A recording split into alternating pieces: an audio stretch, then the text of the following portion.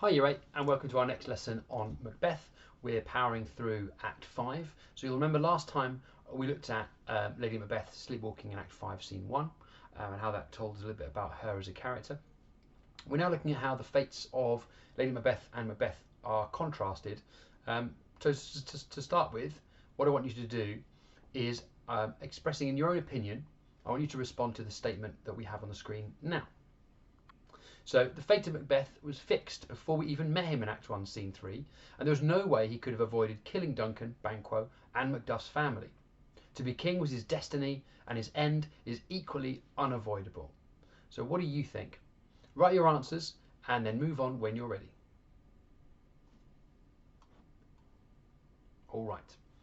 So fate is a big factor in the beliefs of Jacobean England, the idea that there is a great plan and there is an order of things that is predestined is a deep-seated belief for many of the people, but also it's a theme that we see in Macbeth all the time.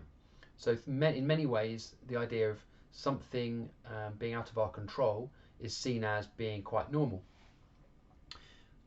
Okay, in this act, depending on the version you might be reading, there could be 6 to 11 different scenes, and the reason there's such variety is because there are lots of short scenes as we get closer and closer to the end of the play itself, and the kind of inevitable, if you like, conclusion of Macbeth's reign.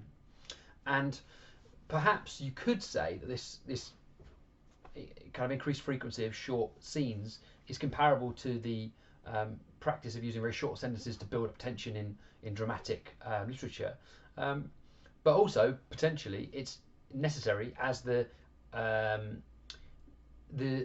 setting changes so rapidly between the inside of the castle at Dunsinane and Burnham Wood outside where the armies are gathering, and that flitting between those scenes, I think, is important because it develops an idea about how quickly things fall apart for Macbeth. So what I'm going to ask you to do first is read through Act 5, Scene 3. So Macbeth is learning about these approaching armies and he's discussing his wife's condition with the doctor who was in Act 5, Scene 1, and then he goes and gets ready for battle, or sort of.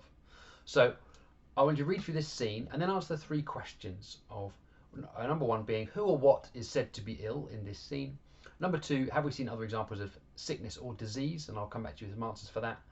And lastly, why did Shakespeare refer to illness so often? So pause the video when you're ready to start and then come back when you're ready to carry on. Okay.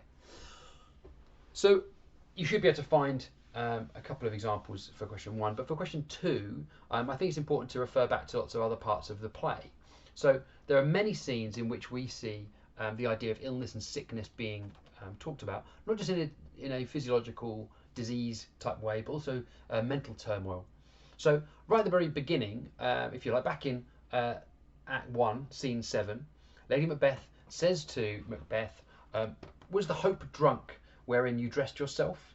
Hath it slept since, and wakes it now to look so green and pale?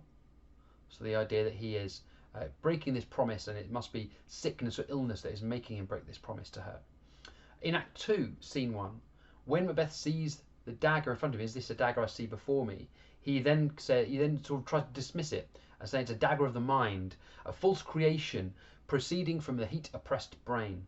So perhaps he's feeling unwell and therefore coming up with these visions. In Act 3, Scene 1, when Macbeth talks to the murderers, he says, at the very end of the meeting with them, who wear our health but sickly in his life, which in his death were perfect.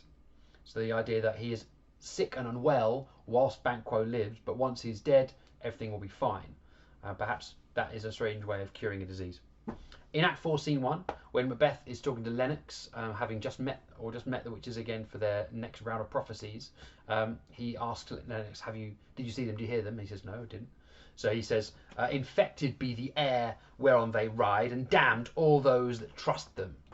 So he's almost cursing the witches for them not being there to prove their existence to Lennox, and infected be the air. So the idea that even the witches are diseasing the natural world around them.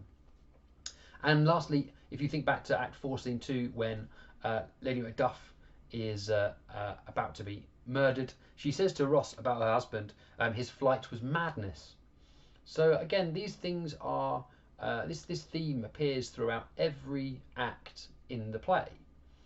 And my feeling, and I hope that you've come up with something similar for question 3, is the reason that Shakespeare did this is connecting the idea of illness with being a cause, or a side effect rather, of disrupting the great chain of being, and by breaking the natural order of things as determined by those in power. So where Shakespeare is showing that Macbeth has broken this hierarchy by killing Duncan, this illness and this perception of illness just spreads. So everybody is infected by it. So it begins with the accusation that he is sickly, green and pale from his wife. Then it expands to Macbeth himself claiming to be unwell. Then it expands to Lady Macduff. And so then the presence of the Doctor at the end could, if you're being particularly analytical, you could say, well, the arrival of the Doctor, although he's a minor character, suggests that the cure is coming. The cure being the English army to overthrow Macbeth. But the idea of this illness pervading the play as a whole is quite interesting, as it sort of increases its presence as Macbeth gets nearer and nearer to the end. Right, the next task for you is to just read the very brief scene, Act 5, Scene 4, where Malcolm's army are camouflaging themselves with branches from the trees of Burnham Wood and marching to battle against Macbeth. Now, this is a good example of dramatic irony, which we've touched on before, as the audience would know that Macbeth has dismissed the prophecy that Burnham Wood could never march to Dunsinane. Well, witches, by their very nature and by the way they've been portrayed, are quite like the genie, for example, and the stories like the magic monkey's paw. So a variety of things where they say one thing, but if you don't probe it, you'll never know the true meaning. So the witches, whilst they said yes, the forest will move to Dunsinane, they didn't literally mean it will uproots and walk on legs like they do in Lord of the Rings. It would be the trees are being cut down and moved. But Macbeth, because of his arrogance, believes that he's impervious to such threats. So have a read of that scene and then come back when you're ready to carry on. Right. So this is the one we're going to ask you to complete at home and then upload onto Google Classroom. So the learning question for today's lesson was, how are the contrasting fates of the Macbeths presented? Now, we don't know all of their fates yet, unless you've already read to the end or you have read it before, but you will make assumptions, I hope, about where they're going to end up. So the way I want you to do this is by doing a process called IMOG. Now, IMOG is something I came up with to help you to break down a question and answer it in a logical way. So to begin with, the first task is to interrogate the question. What do we actually need to do? So let's not waste time trying to figure out things we don't need to do. Let's look at what is actually necessary. So the key words are obviously Macbeths, because that's who we're focusing on. Present, present, so how is it created and shown to us? Contrasting, so we're expecting there to be something that's different. And fate. And so those 4 words, present, or present, contrasting, fate, and Macbeths, are the most important words. So the answers should definitely compare 2 characters, their destinies, and what we know so far. So essentially, by interrogating the question, we're just removing all of the things that we don't need. We don't need to know how are the and of the. So the 4 key words is essentially nailing down exactly what we're asked to do. We then want to mind map the main idea. So because there are 2 characters and presumably 2 different fates, we do 2 mind maps. And those would be one for Lady Macbeth and one for Macbeth. So we'll do Lady Macbeth first. What I want you to do is draw a little bubble with Lady Macbeth in it. You can draw the face if you really want. And 3 legs coming off that mind map. One is, what did she say at the end of Act 3, Scene 4? So you'll need to go back, find that, and write down something you think is important and related to fate. Explain what she does in your own words in Act 5, Scene 1 on the 2nd leg. And on the 3rd leg, I want you to write down what these suggest about her. So make an inference about those two statements, about what tells us about her as a character. So there are 3 questions there. That means your mind map will have 3 legs with 3 different things that we're going to use in our answer.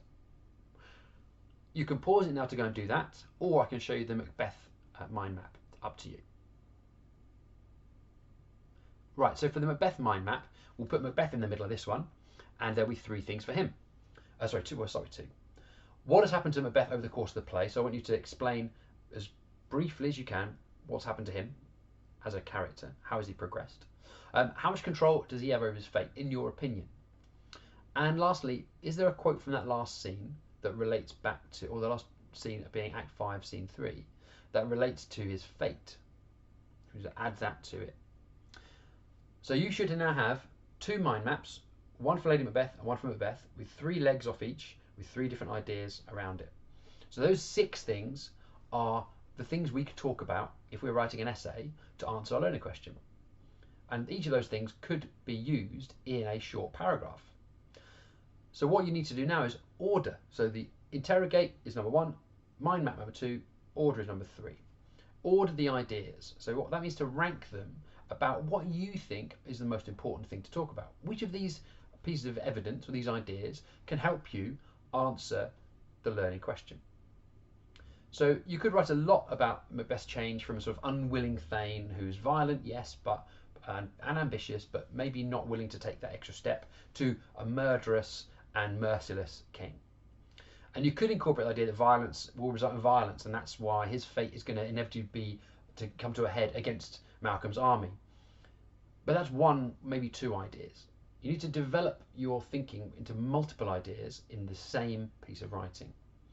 So your goal is to incorporate, or to create rather, a list ranked 1 to 6 of those 6 ideas around the mind map that you think you could write about the most. Okay, so go away and do that, and come back and we'll see what G is next. Right, so G is to gather evidence. So you already have some evidence, some quotations from the characters in your mind map. So you will have had one for Lady Macbeth and one for Macbeth. But you are going to need to find more.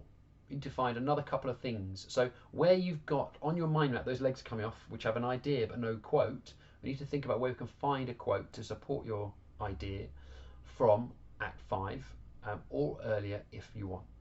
I prefer if you focus on Act 5 right now, because that's nearer to the fates they're going to meet, and therefore there's probably more useful evidence if we start looking in that area. So the idea of IMOG as a process allows you to create a plan for your writing. So rather than just saying I'm going to write about these 3 things and that's a plan, that's fine if you stick to the plan, if you stick to that order and that process. But it's difficult to know what goes first, what specific things to think about. So this is why we interrogate the question in detail. We break down the ideas that we have into mind maps, so it's very simple to see. By then ranking them, we have to think about which is the most useful or which is the one I could be best at. And then by gathering the evidence, rather than thinking about quotes from the outset, we can use things to support our ideas, rather than finding quotes and then coming up with ideas off the back of it, which may or may not work. So this process is going to be one we're going to encounter again, but I want to introduce it to you in this way, because I think we're at this stage now where we can probably handle something a bit more advanced. So I'm going to ask you to pause the video now so that you can finish off your planning, the IMOG bit, and we're going to come back to that another time. Right, you now have your plan complete. The learning question stays the same in this final task, and what I've done is created a thesis or an introduction or an opening statement for you. So my statement I think you should start with, and I'd like you to copy this in your books and then carry on yourselves to write to the end of the page with an answer to our learning question, is Shakespeare presents the contrasting fates of the Macbeths to teach the Jacobean audience a moral that over ambition and usurping their rulers, or overthrowing their rulers, would lead to a prolonged and haunting demise. So it means a long and mentally disturbing demise. Macbeth's acts are violent as his end, whilst Lady Macbeth's influence and manipulation leads to a guilty conscience. So what I've done with my introduction is really set up the idea that you're going to talk about ambition in there. You're going to talk about what happens if you're over ambitious according to the moral lesson created by Shakespeare. And you want to talk about the two characters, because I've mentioned Macbeth and Lady Macbeth. So that helps you to start thinking, well, okay, I'm writing about the two characters. They can either be in the same paragraph together or one after the other. But at least with that introduction, that thesis, it sets you up to carry it on. So your task is to carry on with another 2 or 3 paragraphs, preferably so you've got a full page of writing to answer that learning question. So your first topic paragraph should be about the results of over-ambition, which I've set up in the introduction. So you can relate that to the evidence and analysis from your plan. And your second topic paragraph needs to focus on Lady Macbeth. So making sure that in those topic paragraphs you're including evidence, ideas, and making sure it's always related back to those key words that you interrogated from the learning question. So present, fates, contrasting, Macbeths. Okay. Oh, you can get started now, or if you feel you need a little bit more help, you can watch the last part of this video that gives you an extra bit of help to start that second paragraph. So if you do need a bit more help to help you go from that introduction that I've written into a paragraph, what I've done is started off that second paragraph so you can just carry it on. So I've talked about, I already said previously we're going to talk about Macbeth first, because I said our first topic paragraph is going to be about ambition. So let's say that Macbeth is the most ambitious, perhaps.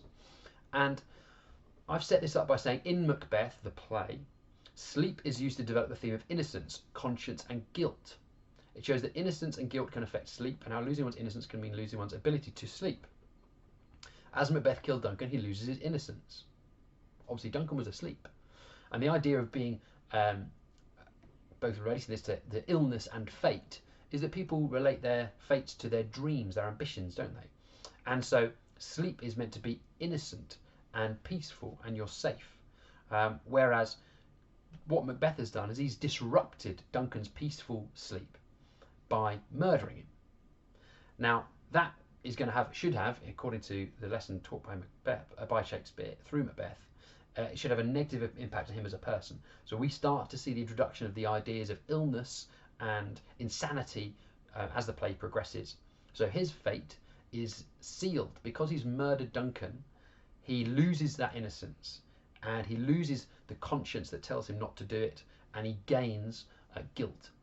Now that is obviously going to contrast with Lady Macbeth, as she is not necessarily the one who's murdered anyone in their sleep, but by contrast she ends up sleepwalking. So she gains more through her sleep, which is maybe too much. So that can connect to overambition, how if you try and gain too much, you might just get too much to handle. So there's lots of ways you can take this essay on. We've got an introduction now, and for those of you who need a bit of help, we start talking about Macbeth. I need to link that second paragraph back to ambition and contrast it with Lady Macbeth. Hopefully you'll be able to find this actually helps you develop your critical thinking and expand your thoughts about how Macbeth is a play that teaches the Jacobean audience and audiences nowadays about when to say no. Thanks for watching this lesson. Feel free to like and subscribe. I've got little things on the page now. Like, watch the last video there. You can subscribe here. It's cool, right? And I will see you all very, very soon. Have fun.